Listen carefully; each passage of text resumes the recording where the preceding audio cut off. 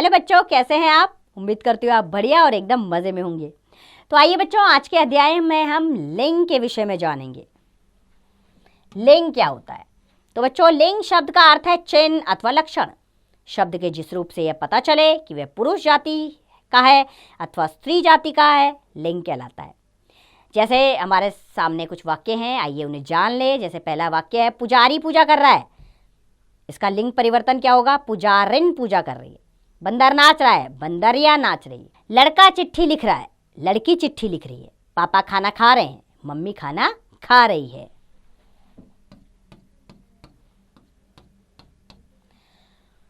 तो बच्चों, इसमें हमने दो वर्ग पढ़े। पहले क वर्ग में पुजारी, बंदर, लड़का व पापा, इन शब्दों से उनके पुरुष जाति के होने का, तथा ख वर्ग के वाक्यों में पुजारिन, बंदरिया, लड़की व मम्मी शब्दों से उनके स्त्री जाति के होने का पता चल रहा है। इसीलिए ये पुल्लिंग व स्त्रीलिंग है। तो आइए लिंग के भेद जाने अब। तो लिंग के दो भेद होते हैं, पुल्लिंग तथा स्त्रीलिंग। सबसे पहले पढ़ेंगे हम पुल्लिंग क्या है। जो शब्द पुरुष जाति का बोध कराते हैं उन्हें पुल्लिंग कहते हैं। सामने चित्र दिए गए हैं हमें, आइए चित्रों के माध्यम से जानें। सबसे पहला चित्र में क्या है? राजा। दूसरा चित्र मोर। तीसरा बैल और चौथा अध्यापक। ये सब क्या है? पुल्लिंग है। दूसरा आता है हम स्त्रीलिंग पे। तो स्त्रीलिंग क्या होता है बच्चों? जो शब्द स्त्री जाति का बोध कराते हैं उन्हें स्त्रीलिंग कहते हैं। शब्द सामने हैं, शब्दों के नीचे चित्र भी है सामने। जैसे पहला चित्र है रानी, दूसरा मोरनी, तीसरा गाय और चौथा है अध्यापिका। इन चित्रों से और इनके नीचे लिखे शब्दों से क्या पता लग रहा है कि ये स्त्रीलिंग है। चलिए लिंग की पहचान समझ लेते हैं, कैसे की जाती है लिंग की पहचान। तो बच्चों, पुरुष जाति के बोधक पुल्लिंग तथा स्त्री जाति के बोधक स्त्रीलिंग कहलाते हैं, किंतु अप्राणीवाचक शब्दों के निश्चित नियम न होने के कारण उनका लिंग जानने में कठिनाई होती है। जैसे कमरा, कक्षा, चाय, तस्वीर, दूध, मेज, हरियाली आदि। इन अप्राणीवाचक शब्दों के लिंग निर्धारण के लिए शब्दकोश, व्याकरण और विद्वानों का मत ही मानक माना जाता है। यहाँ प्रयोग के आधार पर लिंग निर्णय संबंधी कुछ नियम दिए जा रहे हैं। आइए इन्हें ध्यानपूर्वक जान लेते हैं। सबसे पहले जानेंगे हम पुल्लिंग की पहचान कैसे की जाए, अर्थात पुल्लिंग को पहचानने के नियम क्या हैं। तो सबसे पहला क्या नियम है? अ से अंत होने वाले तद्भव और तत्सम शब्द प्राय पुल्लिंग होते हैं, यानी कि जिनका अंत अ से होता है। जैसे जंगल, घर, गांव, धन, उपवन, जीव आदि, इनका अंत किससे हो रहा है? अ से हो रहा है। तो ये क्या है? पुल्लिंग है। दूसरा है त्र या अण से अंत होने वाली संज्ञाएं प्राय पुल्लिंग होती हैं। जैसे मित्र, पत्र, चित्र, रण, श्रवण, ऋण आदि। अगला है क, न, आव, पन, त्व, आवा, ईला। प्रयुक्त युक्त शब्द प्राय पुल्लिंग होते हैं। जैसे ये जो प्रत्यय आते हैं, जिन शब्दों के पीछे से आते हैं, वो पुल्लिंग होते हैं। जैसे लेखक, बेलन, बहाव, अपनापन, गुरुत्व, पहनावा, रसीला आदि। अगला है अप्राणीवाचक संज्ञाओं में देशों, रत्नों, धातुओं, वृक्षों, ग्रहों, महीनों, दिनों, सागरों के नाम भी प्राय पुल्लिंग होते हैं। जैसे देशों के नाम भारत, चीन, जापान, अमेरिका, पाकिस्तान, रूस, ईरान, ये सब क्या है? पुल्लिंग है। रत्न के नाम हीरा, मोती, मूंगा, पन्ना, नीलम, पुखराज। धातु सोना, पीतल, लोहा, तांबा, स्टील, पारा, ये भी पुल्लिंग में आते हैं। वृक्षों के नाम जैसे नीम, पीपल, बरगद, आम, अनार, शीशम। ग्रह के नाम भी पुल्लिंग होते हैं, जैसे सूर्य, चंद्र, मंगल, बुध, शनि, राहु आदि। मास के नाम पुल्लिंग होते हैं, जैसे चैत्र, बैसाख, ज्येष्ठ, आषाढ़, श्रावण, भाद्रपद। दिन के नाम पुल्लिंग होते हैं, जैसे सोमवार, मंगलवार, बुधवार, वीरवार, शुक्रवार, बृहस्पतिवार आदि। सागर के नाम भी पुल्लिंग होते हैं, जैसे लाल सागर, भूमध्य सागर, हिंद महासागर, प्रशांत महासागर और अरब सागर। ये सब क्या होते हैं? पुल्लिंग में ही होते हैं। आइए अब पुल्लिंग की पहचान के नियम जान लिए हमने। अब हम जानेंगे स्त्रीलिंग की पहचान कैसे की जाए। तो उसकी पहचान के भी नियम हैं। जैसे आ या उ से अंत होने वाले तत्सम शब्द प्राय स्त्रीलिंग होते हैं। जैसे कृपा, सभा, छात्रा, आयु, वायु, मृत्यु आदि, ये सब क्या है? स्त्रीलिंग शब्द होते हैं। अगला है इ या ई से अंत, यानी कि छोटी ई या बड़ी ई से अंत होने वाली सभी संज्ञाएं प्राय स्त्रीलिंग होती हैं। जैसे विधि, जाति, अग्नि, रोटी, नारी, देवी आदि। आगे है आहट, आवट, आई, ता, नी, इका, इमा। प्रत्यय युक्त शब्द प्रायः स्त्रीलिंग होते हैं, जैसे घबराहट, बनावट, पढ़ाई, भावुकता, मोरनी, लेखिका, पूर्णिमा आदि।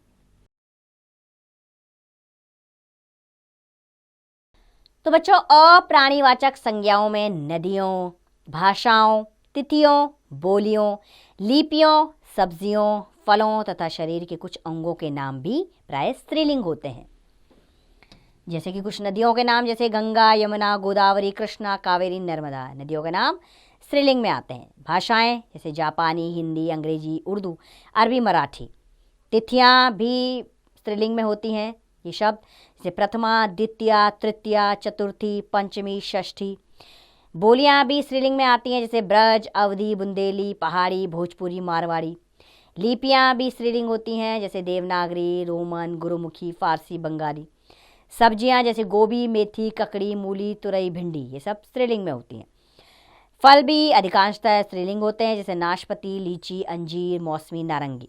और शरीर के कुछ अंग भी स्त्रीलिंग होते हैं, जैसे आँख, नाक, गर्दन, छाती, टांग, जीभ, ये सब क्या है, स्त्रीलिंग में आते हैं। तो चलिए, पुल्लिंग और स्त्रीलिंग की पहचान कैसे की जाए ये तो हमने जान लिया। अब हम जानेंगे लिंग परिवर्तन कैसे होता है।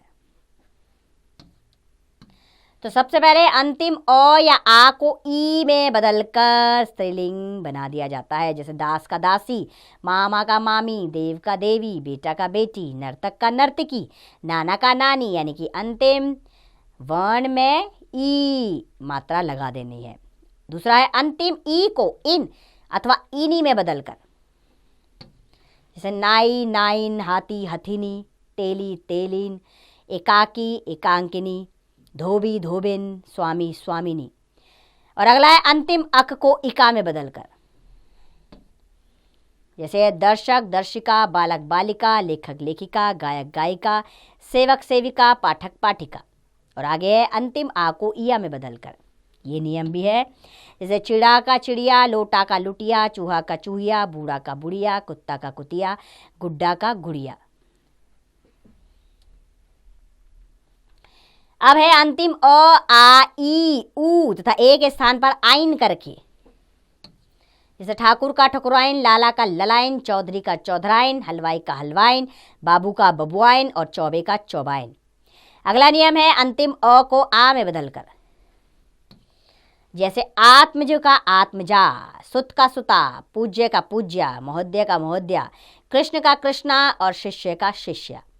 अगला नियम है अंतिम ता को त्री में बदलकर, नेता का नेत्री, अभिनेता का अभिनेत्री, कर्ता का कर्त्री, निर्माता का निर्मात्री, दाता का दात्री, वक्ता का वक्त्री। अब जानेंगे अंत में नी अथवा आनी जोड़कर कैसे स्त्रीलिंग बनाया जाता है, अर्थात स्त्रीलिंग शब्दों का निर्माण। जैसे मोर का मोरनी, जेठ का जेठानी, चोर का चोरनी, मुगल का मुगलानी, जाट का जाटनी और नौकर का नौकरानी।